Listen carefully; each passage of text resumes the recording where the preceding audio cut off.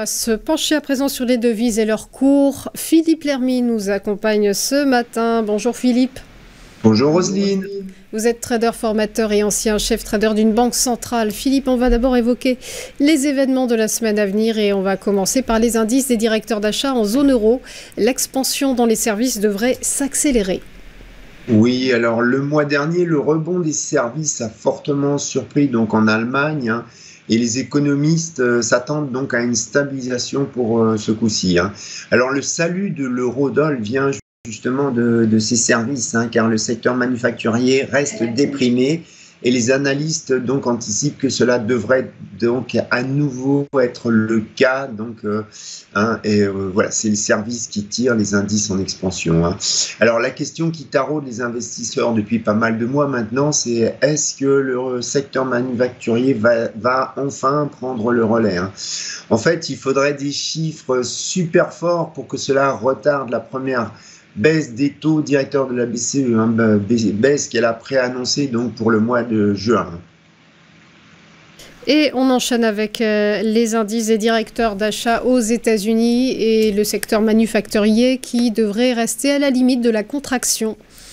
Oui, donc S&P Global va publier donc l'après-midi le même jour pour les États-Unis. Donc on devrait avoir un indice composite américain qui est attendu en baisse, mais vraiment marginal à 49,9. C'est la limite de l'expansion de la contraction, contre 51,3 donc le mois précédent.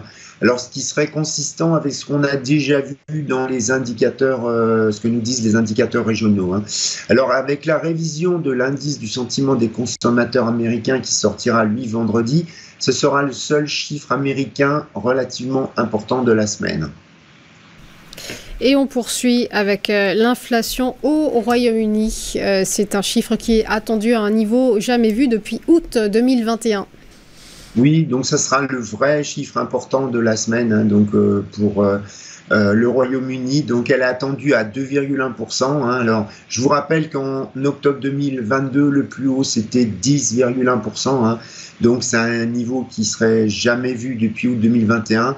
Et ça serait même une très forte baisse, car le mois précédent, l'inflation au Royaume-Uni était encore à plus 3,2%.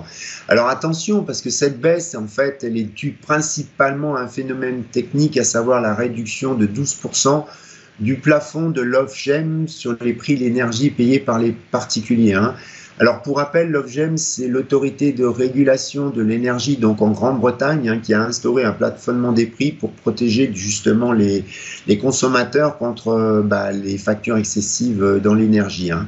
Alors la Banque d'Angleterre, elle va néanmoins rester prudente, même si ce chiffre d'inflation est attendu super bas, parce que dans les services, l'inflation est très élevée, elle reste très élevée. En mars dernier, elle était à 6%. Et les services comptent pour la moitié de l'indice global d'inflation.